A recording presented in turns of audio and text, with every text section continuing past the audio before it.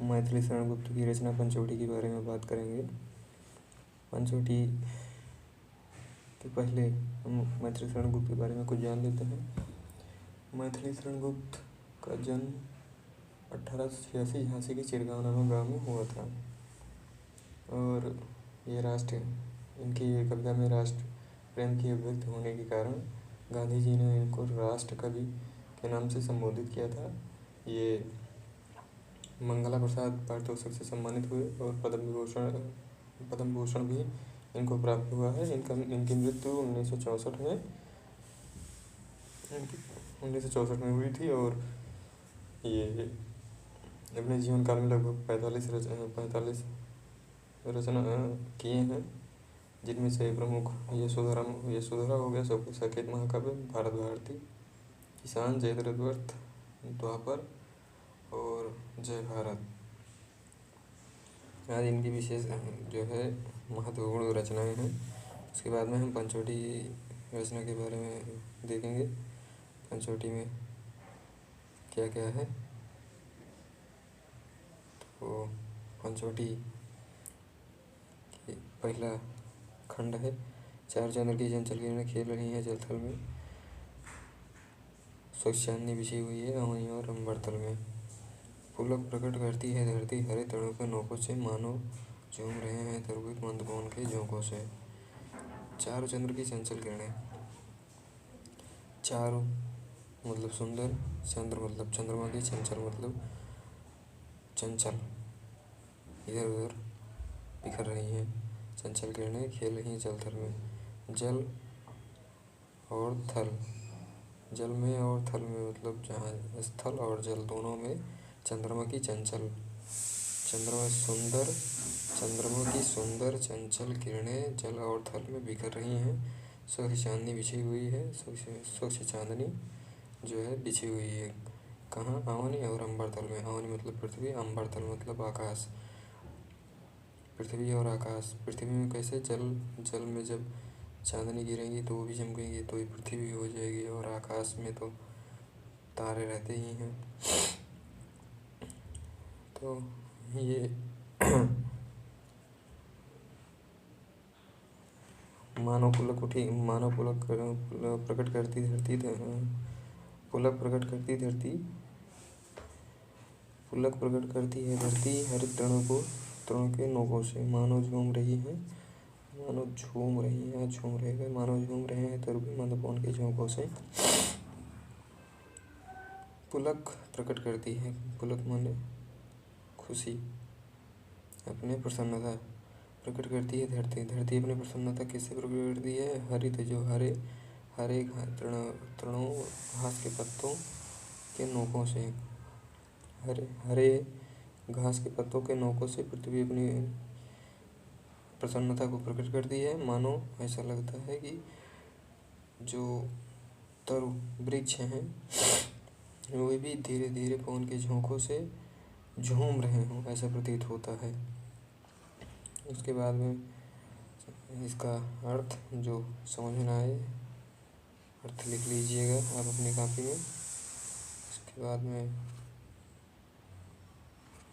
जो है हिंदी काव्य खंड से लिया गया है और पंचवटी शीर्षक से लिया गया है। और पंचवटी शीर्षक भी है, पंचवटी महाकाव्य भी है। तो पंचवटी महाकाव्य के पंचवटी शीर्षक से संकलित है। मैथिली शरण गुप्त द्वारा रचित पंचवटी महाकाव्य से यह उद्गृहित है। प्रसंग में चांदनी रात के पंचवटी की प्राकृतिक सुंदरता का वर्णन किया गया है। काव्यगत सौंदर्य में इसके मनोहर दृश्यों का वर्णन हुआ है। प्रकृति का चित्रण आलम्बन के रूप में करते हुए मानवीकरण किया गया है। भाषा साहित्य खड़ी बोली, शैली चित्रात्मक भावात्मक, रस इसमें श्रृंगार है और शांत है। शब्द व्यंजना, गुण माधुर्य और छंद ताटक, वह छंद जिसके प्रत्येक चरण में 30 मात्राएं होती हैं, ताटक छंद कहलाता है। और अलंकार, अनुप्रास, उत्प्रेक्षा, मानवीकरण, शब्द शक्ति, अभिधा, व्यंजना, यही लगभग सब में रहेगा। कुछ अंतर हो सकता है। दूसरा खंड है इनका, पंचवटी की छाया में है सुंदर पर्णकुटीर बना, उसके सम्मुख स्वच्छ शिला पर धीर वीर निर्भीर बना। जाग रहा है या कौन धनुर्धर, जबकि भुवन वर्ष होता है। भोगी कुसुमायुध योगी सा बना दृष्टिगत होता है।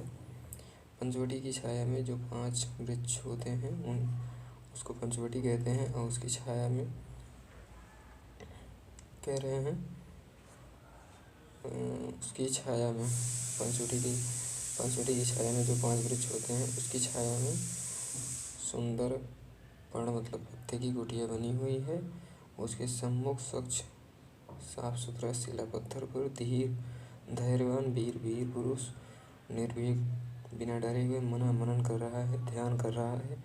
जाग रहा है या कौन धनुर्धर, जबकि भुवन वर्ष होता है।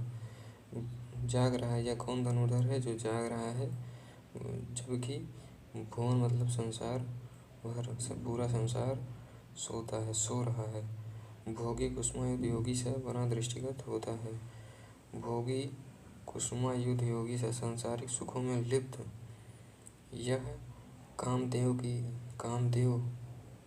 भोगी मतलब सांसारिक सुखों में लिप्त, कुसुमायुध मतलब कामदेव, कुसुम के आयुध अर्थात पुष्पों के जो वस्त्र रखे हैं उसको कुसुमायुध, योगी सा मतलब कामदेव योगी सा प्रतीत होता है, दृष्ट होता है। एक बार फिर से देख लेते हैं। पंचवटी की छाया में सुंदर पर्ण मतलब पत्ते की कुटिया बनी हुई है। उसके सम्मुख एक स्वच्छ शिला पर धैर्यवान वीर पुरुष निर्भीकता से मनन कर रहा है। जाग रहा है या कौन धनुर्धर है जो पूरा संसार सो रहा है फिर भी यह जाग रहा है। ये सांसारिक सुखों में लिप्त जो है कामदेव की तरह दृष्टिगत होता है। उसके बाद में इसके जो है प्रसंग की बात करेंगे। प्रस्तुत प्रसंग में कर्तव्य पालन के प्रति लक्ष्मण के व्यक्तित्व एवं निष्ठा एवं सतर्कता का सुंदर चित्रण किया गया है। और काव्य का सौंदर्य में जो है इन पंक्तियों में कवि ने लक्ष्मण के धैर्य, वीरता, निर्भीकता एवं कामदेव जैसी सुंदरता को अंकित किया है। भाषा शुद्ध साहित्य, खड़ी बोली, शैली भावात्मक प्रबंधात्मक है, रस शांत है और छंद वही जो पुराना है, गुण प्रसाद। अलंकार भोगी कुसुमायुध योगी सा में उपमा अलंकार है, कोई योगी की तरह उपमा किए गए हैं। अनुप्रास अलंकार है, सब शक्ति जो है। उसके बाद में नेक्स्ट खंड जो है किस व्रत में है व्रती वीर, यह निद्रा का जो त्याग किए, राजभोग के योग विपिन में बैठा आज विराग लिए, बना हुआ यह है प्रहरी जिसका उस कुटीर में क्या धन है, जिसकी रक्षा में रथ इसका मतन है, मन है यौन है।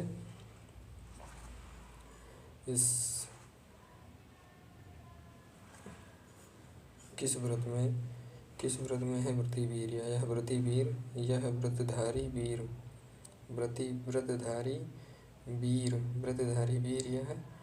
यह किस व्रत में है, ये कौन सा व्रत कर रहा है, किसकी उपासना कर रहा है। निद्रा का जो त्याग किया, निद्रा का त्याग करके यह किसकी उपासना कर रहा है।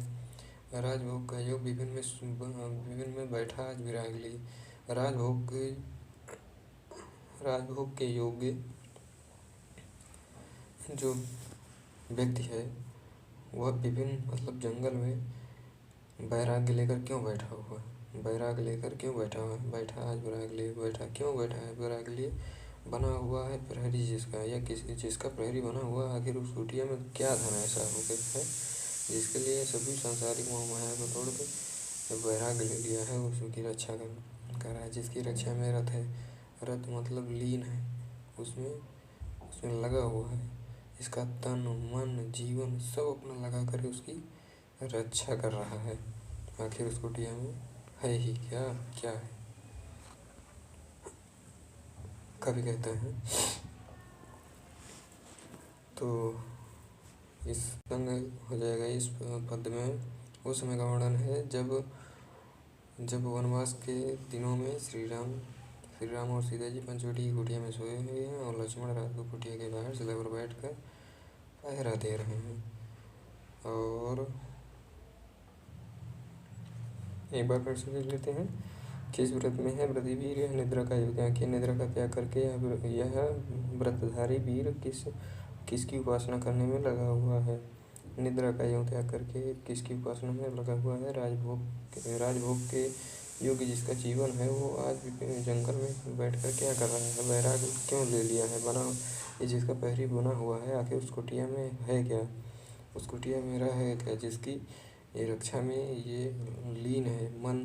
मन तन और जीवन सब कुछ लगा दिया है। इसका अर्थ यहाँ देख लेंगे।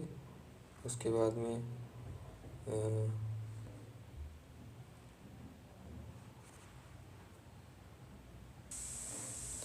प्रसंग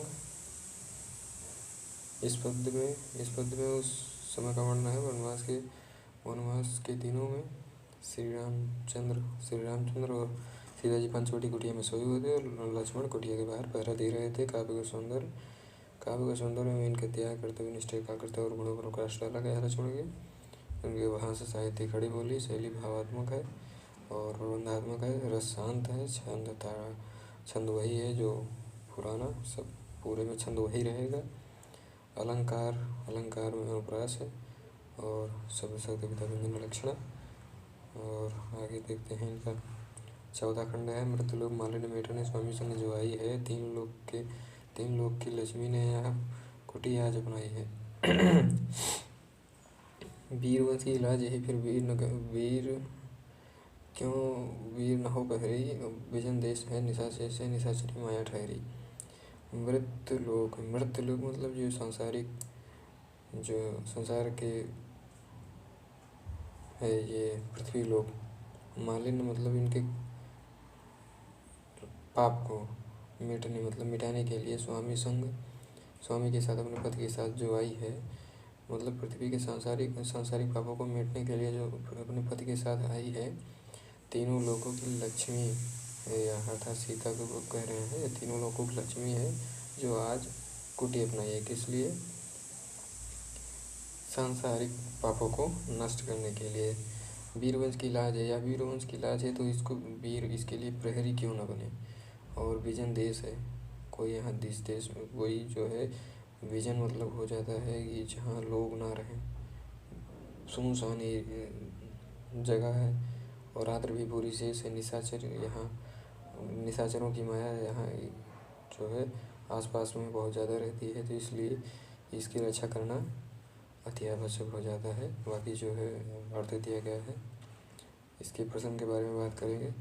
प्रसंग में कवि ने उस अनुभव धन की महानता का वर्णन किया है जिसके रचा में व्रती वीर लक्ष्मण एकाग्र मन से संलग्न अर्थात सीता की महानता का वर्णन किया गया है। काव्य का सौंदर्य में यहाँ कवि ने वीर लक्ष्मण के उपयुक्त पहरेदार के रूप में चित्रण किया गया है। और जो है गुप्त जी ने सीता के प्रति अतिशय श्रद्धा व्यक्त की है। भाषा साहित्य खड़ी बोली शैली चित्रात्मक है। यहाँ चित्रात्मक है, प्रबंध शैली है। और मृतलोक मालिन्य मिटने में अनुप्रास और रूपक अलंकार दोनों है। गुण प्रसाद है, छंद वही ताटक अनुप्रास रूपक शब्द शक्ति व्यंजन लक्षण। आगे नेक्स्ट देखते हैं। क्या ही स्वच्छ चांदनी है या क्या ही निस्तब्ध निशा है। स्वच्छंद सुमंद गंधवह निरानंद है कौन दिशा। बंद नहीं अब भी चलते हैं नियत नटी के कार्यकलाप पर कितने एकांत भाव से कितने शांत और चुपचाप। क्या ही स्वच्छ चांदनी है मतलब कितनी स्वच्छ चांदनी है। यहाँ कितनी स्वच्छ चांदनी है। क्या ही निस्तब्ध निशा और शांत कितनी। निस्तब्ध मतलब शांत, रात्रि भी कितनी शांत है।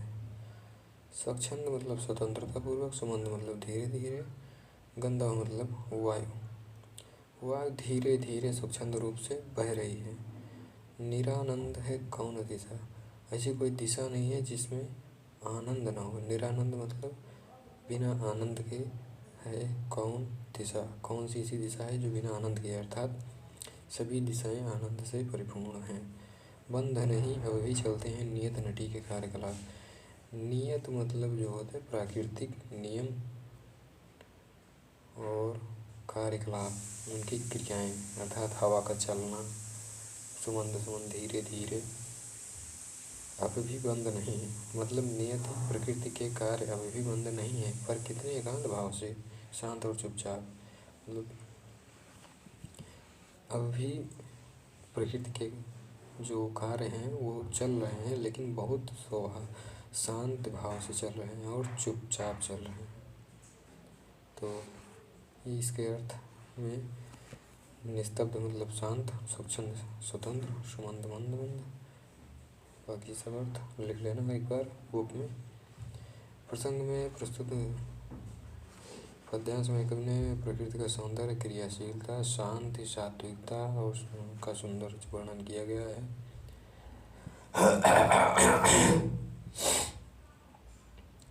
काव्य का सौंदर्य, यहाँ कवि ने पंचवटी के शांत प्राकृतिक सौंदर्य का हृदयग्राही वर्णन किया है।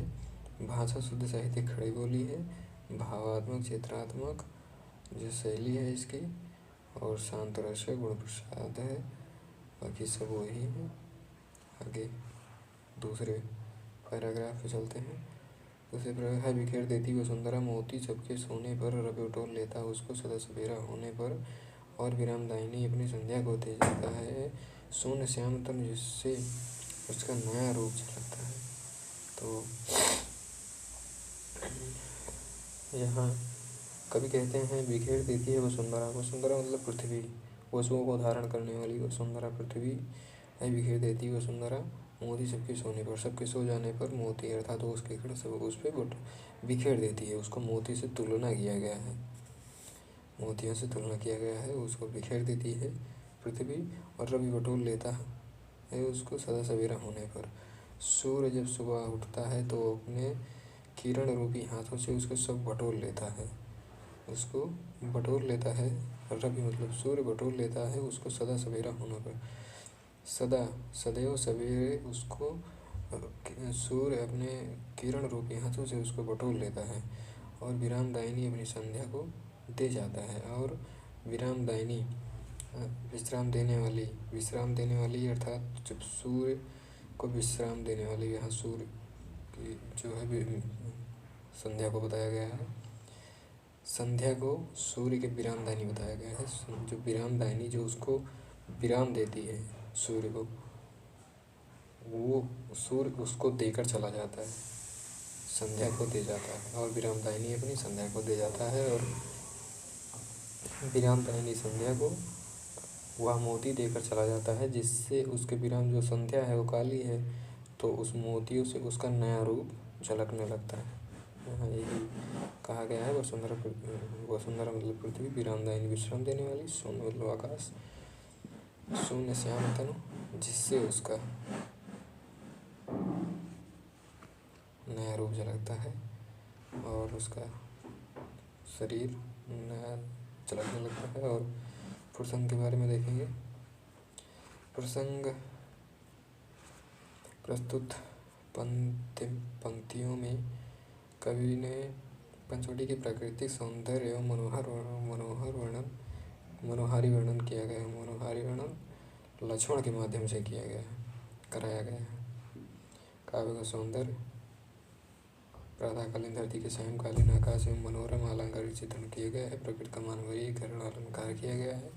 इस पद में असंख्य जगमगाते नीले आकाश तारों की शोभा की ओर संकेत किया गया है। आकाश में निकले हुए तारों को सूर्य द्वारा संध्या को भेंट किए गए मोती के रूप में दर्शनाकार कवि ने अपने मौलिक शुद्ध साहित्य खड़ी बोली है। शैली चित्रात्मक भावात्मक रस श्रृंगार है। इसमें नायक नायिका की बात हो गई है, और गुण माधुर है, मधुरता है, और ताटक छंद है, अलंकार बिखेर देती वसुंधरा मोती सबके सोने पर, मानवीयकरण अलंकार है, और शब्द शक्ति व्यंजन लक्षण है। दूसरे पैराग्राफ को देखते हैं। सरल तरल तुहिन कणों से हस्ती हर्षित होती है। सरल सरल तरल जिन तुहिन कणों से हस्ती हर्षित होती है। जिन तुहिन कण मतलब ओस की बूंदों से वह हर्षित प्रतीत होती है। इसमें यहाँ लक्ष्मण अब सोच रहे हैं। यहाँ लक्ष्मण के भाव को कवि ने दर्शाया है कि लक्ष्मण कहते हैं कि दुखी व्यक्ति जब उन्हें उस कणों को देखता है तो उसे खुशी में प्रकट करता है। मतलब वो जब कोई सुखी व्यक्ति देखता है तो वो उसके कण उसको हर्षित प्रतीत होते हैं। और अति आत्मीय प्रकृति हमारे साथ उन्हीं से रोती है। और हमारे जब कोई दुखी व्यक्ति जब उसी ओस को देखता है तो वह उन ओसों से वो अपने दुख को प्रकट करती हुई दिखाई पड़ती हैं। सरल तरल जिन तुहिन कणों से हस्ती हर्षित होती है। अति आत्मीय प्रकृति हमारे साथ उन्हीं से रोती है। जिन तुहिन कणों से वो हर्षित प्रतीत होती है उन्हें तुहिन कणों से वो रोती भी प्रतीत होती है। जब प्रकृति पर कोई कष्ट आता है तब वही कण उसे रोने के भाव में दिखाई पड़ते हैं। अनजानी भूलों पर भी दया भी वह आदय दंड तो देती है। अनजानी भूल हो जाने पर वो प्रकृति हमें बहुत कठोर दंड देती है। परंतु वह खुशी होने पर वो वृद्ध लोगों को भी बच्चे के समान भाव से संभालती है। प्रकृति का चित्रण किया गया है। प्रस्तुत पद्यांश में कवि ने लक्ष्मण के मन में उठ रहे विचारों का सुंदर चित्रण किया है। और लक्ष्मण की प्रकृति की ओर हर्ष उल्लास और लक्ष्मण को प्रकृति की ओर हर्ष और उल्लास प्रकट करती हुई प्रतीत होती है, जो तो दूसरे ओर अपने शोक भावों को व्यक्त करती है। सुखी व्यक्ति उस कणों के रूप में प्रकृति को अपने साथ हंसता हुआ देखता है। और जब वही दुखी व्यक्ति उसी कण को देखता है तो उसे रोना प्रतीत होता है। और सुखी व्यक्ति प्रकृति के प्रत्येक क्रियाकलाप में सुख का अनुभव करता है और दुखी व्यक्ति दुख का अनुभव करता है। बाकी सभी जो दिए गए हैं। और भाषा साहित्यिक खड़ी बोली सब में रहेगा। शैली प्रबंधात्मक और भावात्मक। रस शांत है, श्रृंगार है, गुण प्रसाद में माधुर्य है, छंद ताटक है और अलंकार रूपक अनुप्रास उत्प्रेक्षा सब शक्ति लक्षण। नेक्स्ट 8वें नंबर खंड में देखते हैं। 13 वर्ष व्यतीत हो चुके पर मानो कल की बात। यहाँ लक्ष्मण सोच रहे हैं कि 13 वर्ष व्यतीत हो गए हैं पर मानो यह हमें लग रहा है कि कल की ही बात है। वन को आते देख हमें जब आर्त अचेत हुए थे तात। जब हम वन को आ रहे थे तब आर्त अचेत हुए थे तात। तो दुखी होकर हमारे पिता आर्त मतलब दुखी होकर अचेत मतलब मूर्छित हो गए थे। अब वह समय निकट ही है जब अवधि पूर्ण होगी वन की। अब वह समय निकट ही आ रहा है जब इस वनवास का समय है वो पूर्ण होने वाला है। और किंतु प्राप्त होगी इस जन को। लेकिन इस जन को लक्ष्मण स्वयं अपने आप को कह रहे हैं, लेकिन हमको इससे बढ़कर और कोई धन नहीं मिल पाएगा। इससे बढ़ के हमारे लिए और कोई धन नहीं है। 13 वर्ष व्यतीत हो चुके हैं। मानो उनको प्रतीत हो रहा है लक्ष्मण को जैसे कल की ही बात हो। वन को आते क्यों प्रतीत हो रहा है? क्योंकि वो इतना अपने कर्तव्यों में लीन हो गए हैं। वो तन मन धन लगा दिए हैं। पहले ही कहा जा चुका है तन मन धन से लगे हैं। तो उनको कल की ही बात हो रही है। इसमें यह भी बताया गया है कि कोई भी काम अगर मन से आप करते हैं तो उसमें आपको समय नहीं प्रतीत होता है, कब बीत जाए। उसके बाद में इसको देखेंगे। प्रसंग में पंचवटी में पहरा देते हुए लक्ष्मण के अतीत का स्मरण कर रहे हैं और प्रस्तुत अंश में इसी का वर्णन किया गया है। ये हो गया इनका प्रसंग। काव्य का सौंदर्य में लक्ष्मण की पवित्र भारतीय शक्ति की भावना को व्यक्त करने में कवि पूर्ण रूप से सफल है। ऐसी भावना है भारतीय संस्कृति की सर्वथा अनुकूल है। समय बीतते देर नहीं लगती, इस बात को बड़े मनोवैज्ञानिक ढंग से दर्शाया गया है। शुद्ध साहित्यिक खड़ी बोली है, प्रबंध एवं भावात्मक शैली है। खड़ी बोली है, प्रबंध भावात्मक शैली, शांत रस प्रसाद, गुण प्रसाद और अलंकार, उत्प्रेक्षा, स्वभावोक्ति, रूपक स्वभावों का वर्णन हो गया है। स्वभावोक्ति, शब्द, शक्ति, विधा व्यंजना, लक्षण। इनके 9वां और आर्य को राजभार तो वे प्रजार्थ ही धारेंगे, व्यस्त रहेंगे हम सबको तो विवश मानो विवश विसारेंगे। कर विचार लोकोपकार का, हमें न इससे होगा शोक, पर अपना हित आप नहीं कर क्या कर सकता है नरलोक। इसमें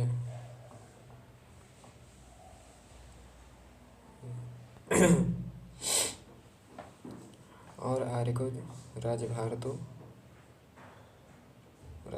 प्रजार्थ ही धारेंगे। और आर्य मतलब उनके बड़े भाई श्री राम।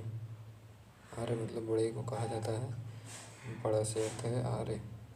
और आर्य मतलब प्रभु श्री राम तो जब वनवास से जाएंगे 1 वर्ष बाद, तो राजभार संभाल लेंगे और प्रजा के हित के लिए अपना कार्य करने लगेंगे और हर हमेशा व्यस्त रहेंगे, सदैव व्यस्त रहेंगे।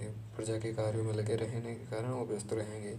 इस कारण हमको विवश होकर विचारेंगे मतलब भुला देंगे। कर विचार लोकोपकार, लेकिन वो लोक उपकार में लगे रहेंगे। इसका विचार करके हमें न इससे होगा शोक, हमें इससे बिल्कुल शोक नहीं होगा, हम इससे दुखी नहीं होंगे। पर अपना हित आप नहीं क्या कर सकता है यह नरलोक। लेकिन लक्ष्मण कह रहे हैं, क्या अपने आप यह नरलोक अपना हित नहीं कर सकता है? क्या अपना हित अपने आप नहीं कर सकता है नरलोक? यही अर्थ है इसका। इसके बाद में अर्थ आप लिख लीजिएगा। अर्थ है प्रसंग। पंचवटी में स्थित कुटिया का प्रहरी बने लक्ष्मण सोच रहे हैं कि 1 वर्ष पश्चात जब हम लोग लौट जाएंगे तब रामचंद्र प्रजा के हित के लिए कार्य भार को धारण करेंगे। प्रभु जो है उसी में लगे रहेंगे। प्रस्तुत पद्य में इसी का वर्णन किया गया है। काव्य का सौंदर्य में यहाँ कवि ने इस तथ्य को दर्शाया है कि राजा का कर्तव्य निरंतर प्रजाहित में निरत रहना चाहिए, लगे रहना चाहिए। और दूसरा है, कवि ने लक्ष्मण के मनोभावों के माध्यम से स्वस्थ लोकतांत्रिक परंपरा की भावना को सहज अभिव्यक्ति प्रदान की। शुद्ध साहित्यिक खड़ी बोली है, भावात्मक शैली है और रस शांत है। शब्द शक्ति, विधा व्यंजना, लक्षण, प्रसाद, गुण, ताठचंद। आगे इसको रिवाइज कर लीजिएगा 1-2 बार, जितने समझ में अर्थ लिख लीजिएगा। उसके बाद में लिखने का प्रयास करिएगा, बुक से पढ़कर अपने आप लिखिएगा। एग्ज़ाम के पहले 1-2 बार लिख लीजिएगा, जैसे दिक्कत ना हो एग्ज़ाम में। पहले से लिखे रहेंगे तो आपको आपकी गलती मालूम पड़ेगी।